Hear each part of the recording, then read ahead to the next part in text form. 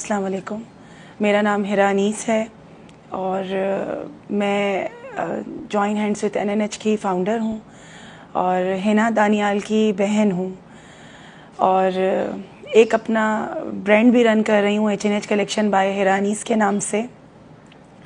बहुत सारे लोग इंस्टा पे, फेसबुक पे मैसेजेस कर रहे हैं कि हिना दानियाल को क्या हुआ है।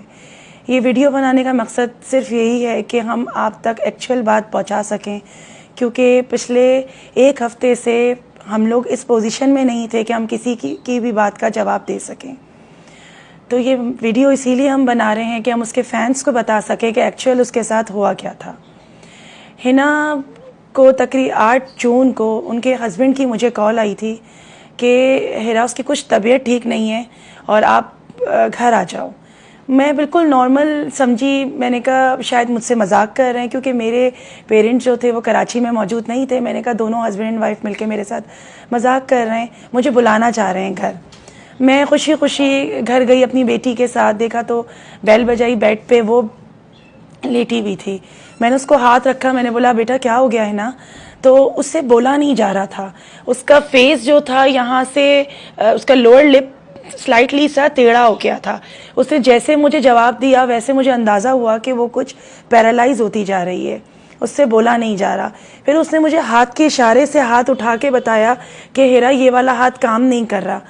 तो मैंने उसके हस्बैंड को बोला फ़ौरन चलो। हम दोनों ने उसको फौरी तौर पे उठाया, बगैर कोई सेकंड मिनट ज़ाया किए हुए हम उठा के स्ट्रेट उसको लियाकत नेशनल लेके गए। लियाकत नेशनल में इमरजेंसी में उसको लेकर गए। इमरजेंसी में आपको पता है कि वहाँ डॉक्टर्स आ जाते हैं, डिफरेंट डॉक्टर्स आ गए। उन्होंने अलग अलग डॉक्टर्स ने आके उसकी एग्जामिनेशन शुरू की। लास्टली जब उसकी बॉडी पार्ट पैरालाइज हो रहा था तो न्यूरो भी आपको पता है वहाँ सर्जन तो ER में मौजूद नहीं होते, जो नॉर्मल डॉक्टर होते हैं वो आई। उन्होंने चेक किया, उन्होंने चेक करके बोला आप इसका CT करा लें। हमने फौरी तौर पे CT करा लिया। CT कराया तो जब मैं उसके साथ CT स्कैन रूम में मौजूद थी, बाहर जब उसकी रिपोर्ट आई तो डॉक्टर ने बोला मुझसे कि आप और उसके हस्बैंड को बोला कि आप दोनों मेरे रूम में आ जाइए। बेसिकली रेडियोलॉजी रूम में CT स्कैन करते वक्त कोई सीनियर डॉक्टर मौजूद नहीं था। हाउस वर्कर्स थी उनकी, जो हाउस वर्कर्स मौजूद होती हैं, जो प्रैक्टिस कर रही होती हैं, वो मौजूद थी। उन्होंने कहा हमने अपने सीनियर डॉक्टर से थ्रू WhatsApp इसकी रिपोर्ट्स कंसल्ट की हैं, हमें ये लग रहा है कि इसको कहीं क्लॉटिंग है, हमें ये लग रहा है कि इसको ऐसा हो रहा है, हमें ये लग रहा है इसको ये हो रहा है। मैंने उनसे ये बोला कि आपके सीनियर डॉक्टर कहाँ हैं? तो उन्होंने कहा सीनियर डॉक्टर तो नहीं है, मैं मौजूद हूँ, मैं थ्रू WhatsApp उनको दिखा रही हूँ सारी चीज़ें। हमारा पेशेंट हमारे हाथों से निकलता जा रहा है और डॉक्टर इतनी आसानी से हमें कह रहे हैं कि हम WhatsApp पे कोऑर्डिनेट कर रहे हैं। इसके बाद वो कहती हैं कि मैंने बोला इसका क्या प्रोसेस है? उन्होंने कहा एक स्टिंग इसके ब्रेन में डाली जाएगी, 30-40% चांस है कि इसकी क्लॉटिंग रिमूव हो जाए। उस पर मैंने उनसे पूछा कि इसके साइड इफ़ेक्ट्स क्या हैं, कुछ डिटेल दीजिए। तो उन्होंने उस पर बताया कि जब स्टिंग एंटर होती है ब्रेन में तो ब्रेन क्योंकि इतना नाजुक होता है, उसकी वेन्स इतनी सारी होती हैं, तो साइड की जो वेन्स हैं वो भी डैमेज होती हैं। तो मैंने उससे पूछा कि फिर इससे क्या होगा हिना को? तो उन्होंने कहा उसका कोई भी बॉडी पार्ट हमेशा के लिए पैरालाइज हो सकता है। उनसे मैंने कहा कि आप अपने किसी सीनियर डॉक्टर से मेरा कंसल्ट करा दीजिए, मैं ओपिनियन ले लूं उनसे। उन्होंने कहा आप 11 लाख रुपए काउंटर पे जमा करा दीजिए तो हम फौरी तौर पे इसका प्रोसेस शुरू कर देते हैं, और सीनियर डॉक्टर तो उस सूरत में ही हॉस्पिटल में आएंगे जब आप काउंटर पे 11 लाख रुपए जमा कराएंगी।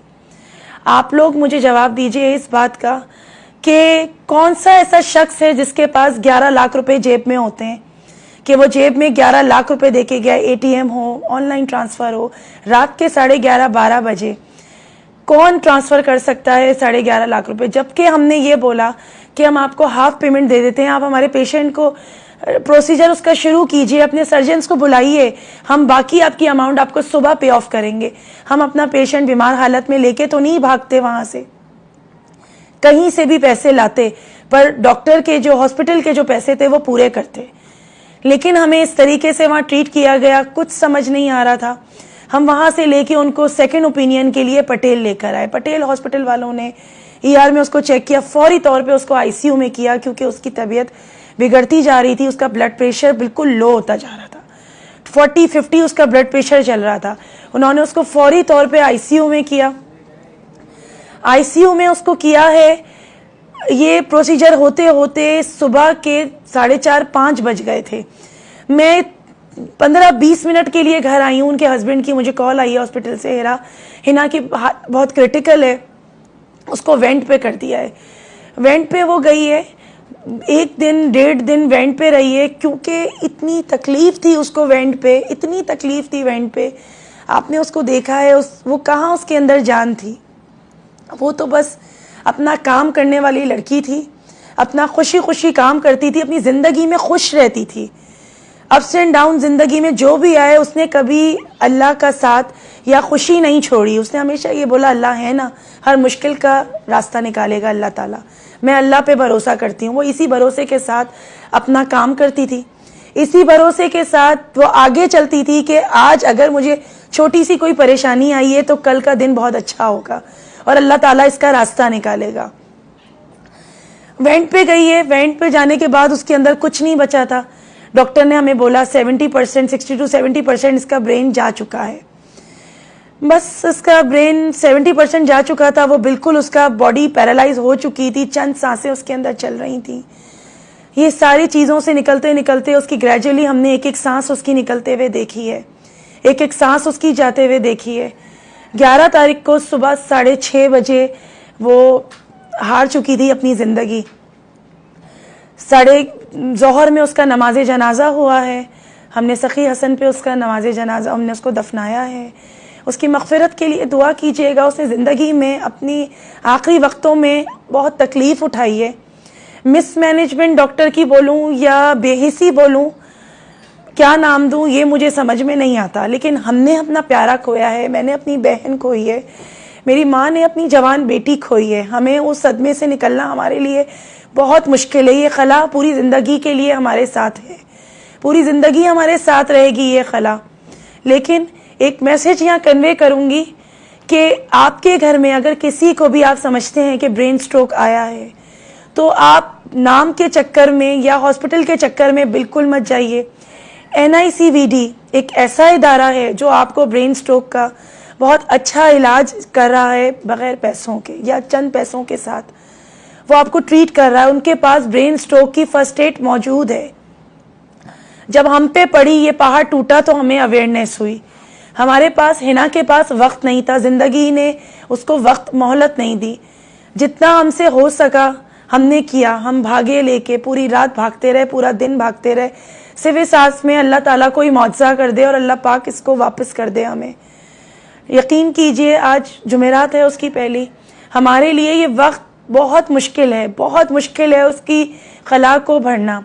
आप लोग सब जानते हैं खिदमत खल्क का काम कर रही थी, एक नेक काम कर रही थी, लोगों के लिए एक ऐसा प्लेटफॉर्म लेकर आई थी, पाकिस्तानी बिजनेस को प्रमोट कर रही थी, एक ऐसा काम कर रही थी जो चंद लोग अपनी ज़िंदगी में करते हैं।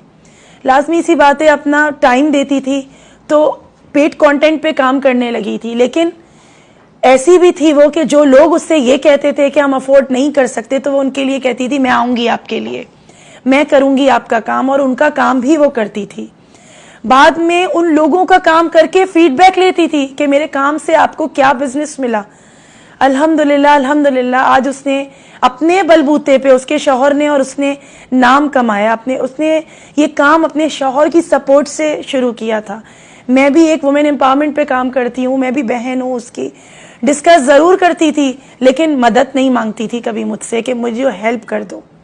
उसका एम था जो करूँगी अपने बलबूते पे करूँगी, अपने आप करूँगी। माशाल्लाह मेरी बहन वेल एजुकेटेड, शुरू से उसका ताल्लुक मीडिया से रहा, बहुत अच्छा उसने काम किया अपनी ज़िंदगी में। उसको हमेशा अपनी दुआओं में याद रखिएगा, हमेशा उसका साथ दीजिएगा। उसके चैनल को जिस तरीके से आप लोग सपोर्ट करते थे इसी तरीके से उसको सपोर्ट कीजिएगा। ये उसकी लेगेसी है, ये उसका एम है, उसका ख्वाब था। उसके चैनल, उसका जो चैनल है ये उसका ख्वाब था, तो इसके ख्वाब को आप हमेशा ज़िंदा रखिएगा। आप लोग सबसे उम्मीद करती हूँ कि आप लोग हमेशा जैसे उसका पहले साथ दिया है आज भी साथ देंगे उसके चैनल का।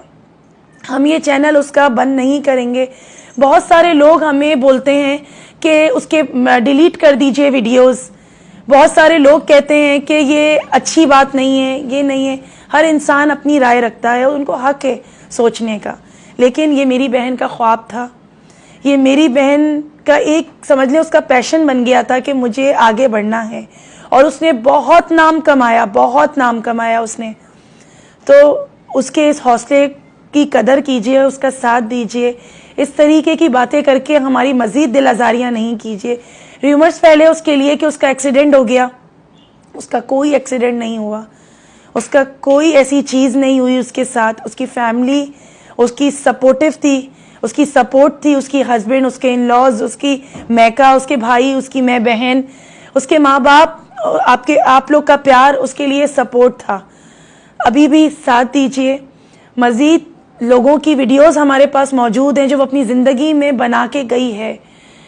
हम वो वीडियोस ग्रेजुअली अपलोड करेंगे, क्योंकि जिन लोगों की वीडियोस हमारे पास हैं वो अमानत है लोगों की। हम उसको अपलोड करेंगे, आप लोग सब हमारा साथ दीजिएगा। थोड़ा सा पेशेंस रखिए। हम ग्रेजुअली इस सदमे से हम कोशिश कर रहे हैं निकलने की, कि हम इस सदमे से निकलें और उसकी लेगेसी को आगे बढ़ाएं। बहुत बहुत शुक्रिया।